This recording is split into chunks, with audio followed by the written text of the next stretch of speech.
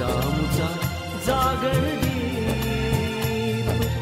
दृष्टीहीन कलावंतांच्या स्वर प्रतिभेचा जागर म्हणजेच तुमचे आमचे आवडते लोकप्रिय ऐसे झाले गीत हे सदर. या सदरांतर्गत आपणा सर्वांचं पुन्हा एकदा मनपूर्वक स्वागत आणि सगळ्यांना पुन्हा एकदा दिवाळीच्या खूप खूप हार्दिक सदिच्छा. आजचा स्वरतालांचा फराळ आला आहे तुमच्यासाठी खास ख्वाजा मोइनुद्दीन चिश्ती यांच्या शहरातून.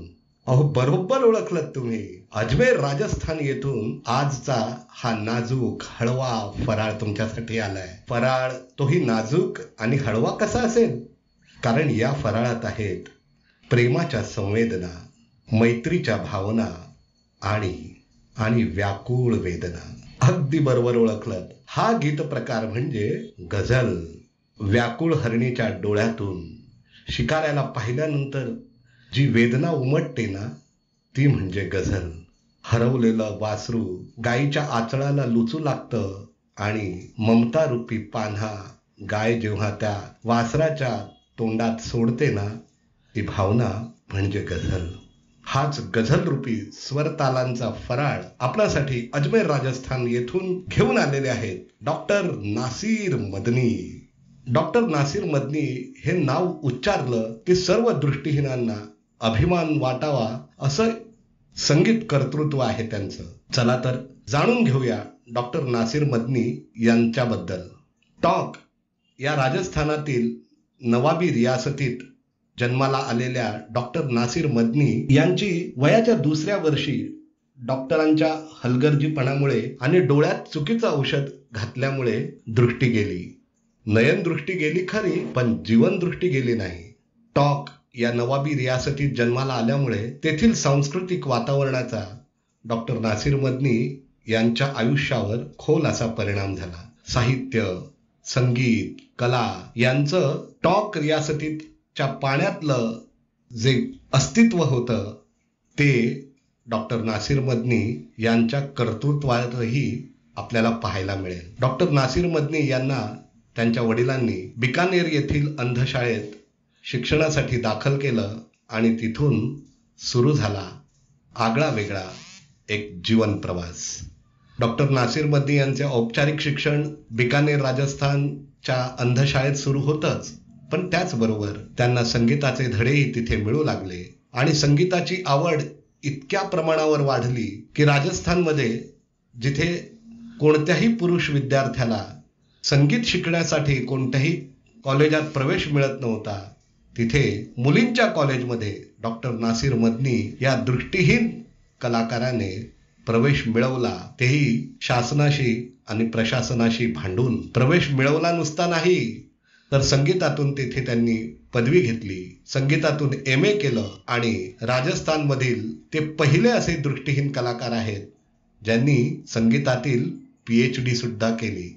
डॉक्टर नासिर मदनी यांच्या याच शैक्षणिक कर्तृत्वामुळे government music college Ajmer Rajasthan येथे त्यांना नोकरीही मिळाली प्राध्यापक म्हणून. आणि हेच प्राध्यापक डॉक्टर नासिर मदनी पुढे याच महाविद्यालयात प्राचार्य सुद्धा झाले.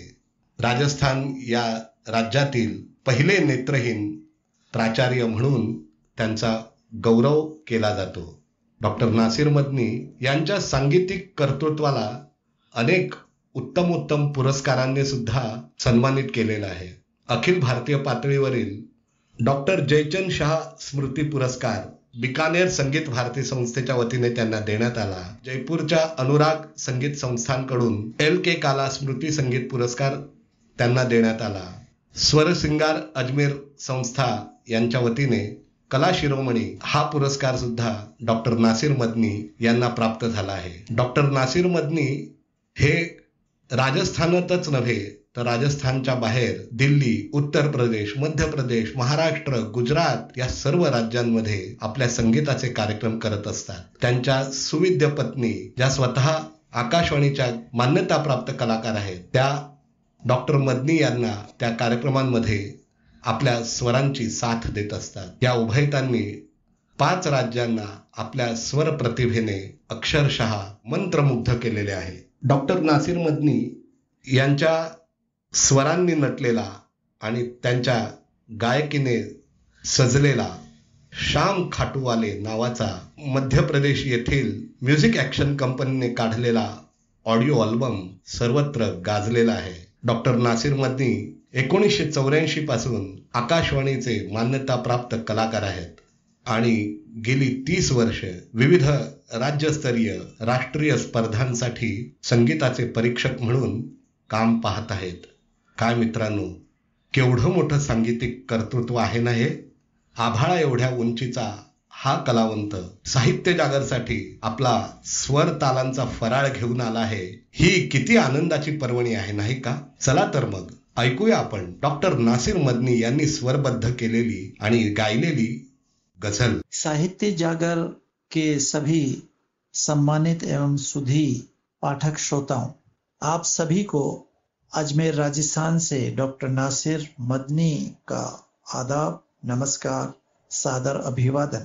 सबसे पहले तो मैं श्री प्रकाश पंडागले जी का हार्दिक आभार व्यक्त करना चाहूँगा, जिन्होंने मुझे साहित्य जागर के दीपावली विशेष संस्करण जागर दीप के लिए चयनित किया और मुझे और मेरी रचना को इस योग्य समझा कि इस श्रव्य संस्करण में उसे स्थान प्रदान किया जाए.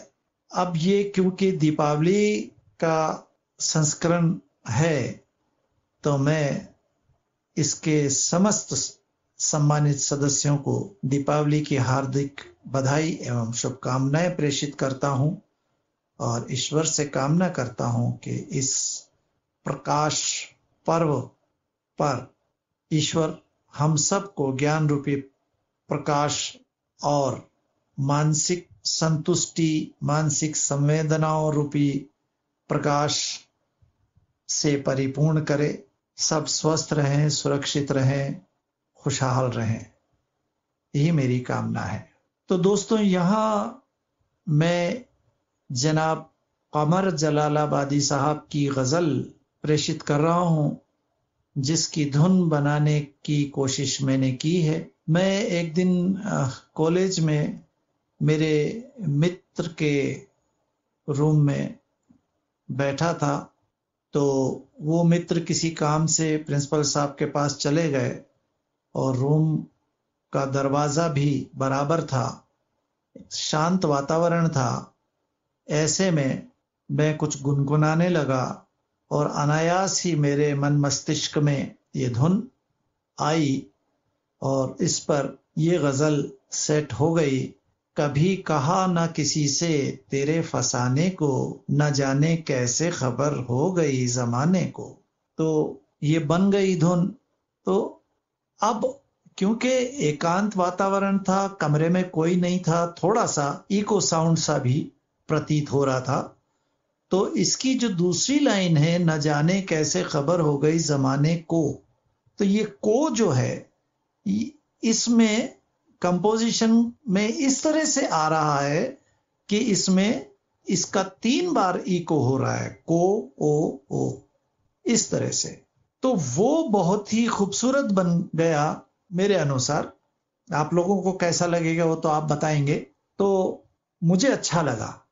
और एक जगह मैं जब प्रोग्राम दे रहा था, वहां की पब्लिक साहित्य और संगीत में समझदार थी. तो जब मैंने ये गज़ल वहां पर पेश की और जैसे इस लाइन को इको के तरह से जब मैंने छोड़ा स्वरों पर, तो आप विश्वास करें कि कम से कम 1 मिनट तक लोग वाह वाह और आहा हा करते रहे. वहां लोग तालियां नहीं बजाते हैं. ये शहर है राजस्थान में टोंक, जो कि नवाबी रियासत थी. तो वहाँ उर्दू, हिंदी और संगीत और ड्राइंग, पेंटिंग, इन सब का बहुत वर्चस्व रहा है अपने ज़माने में. तो वहाँ लोग समझते हैं गाना और साहित्य को. तो वहाँ इतनी वाहवाही हुई कि मैं भी अभिभूत हो गया. तो एक तो ये इस गज़ल की ख़ास जगह है जिसको आप भी महसूस करें. एक जो इसका पहला अंतरा है जिसे हम शेर कह सकते हैं, तो उसमें लफ्ज आते हैं, दुआ बहार की मांगी तो इतने फूल खिले। तो इसमें मैंने बहार को बहार राग के स्वरों में अभिव्यक्त किया है। और तीसरे अंतरे में शब्द आते हैं, दबा के कब्र में सब चल दिए दुआ ना सलाम। तो दबा के है ना, तो दबाने का भाव जो है वो मैंने स्वरों के माध्यम से व्यक्त करने की कोशिश की है। तो ये कुछ एक विशेष जगहें थी जिसके बारे में मैंने उचित समझा कि आपको मैं पहले से बता दूं, ताकि आप उन पर विशेष ध्यान रखकर उसे सुने, और जो मैं कह रहा हूं वैसा आपको लगता है या नहीं लगता है, ये अगर आप मुझे बताएंगे तो मुझे बहुत प्रसन्नता होगी। और मैं क्योंकि आकाशवाणी से एक लंबे समय से एक मान्यता प्राप्त कलाकार के रूप में जुड़ा हुआ हूं, गीत, गजल, भजन, राजस्थानी लोक संगीत आदि में, तो वहां तो अपनी धुनें बना करके ही गाना होता है। जो आकाशवाणी से जुड़े कलाकार हैं उन्हें ये बात पता है। तो इसलिए पर मुझे अच्छा लगा कि मैं ये रचना आपको भेजूं। इसमें तबला मेरे ही विद्यार्थी मनप्रीत सिंह ने बजाया है, जो कि खुद आकाशवाणी के मान्यता प्राप्त कलाकार हैं। तो सुनिएगा और बताइएगा ये रचना आपको कैसी लगी। एक बार पुनः आप सभी को बहुत बहुत शुभकामनाएं, और इस पूरी संपादन टीम को भी मेरी ओर से हार्दिक बधाई, और प्रकाश जी का एक बार पुनः आभार। धन्यवाद।